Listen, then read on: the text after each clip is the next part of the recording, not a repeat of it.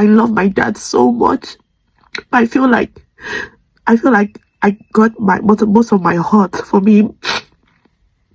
But I understand him so deeply because I feel like he and I are so alike. Like our emotions are deep.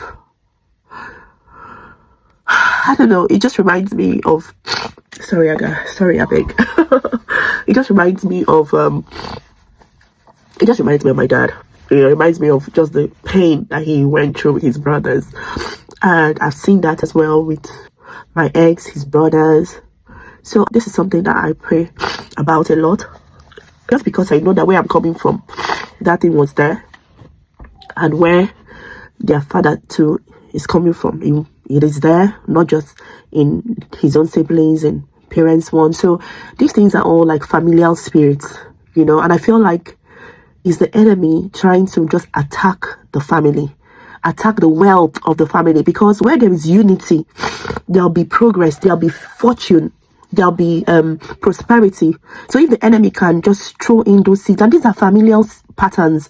There was a time when me and my younger sister were not talking. Like I had I don't even know where this thing came from. It was actually, to be honest with you, it was my ex that sowed like a discord. You know how in his way of isolating, he just did so much horrible stuff. My sister came to visit me after I gave birth to my first child, and came to visit all the way with her husband.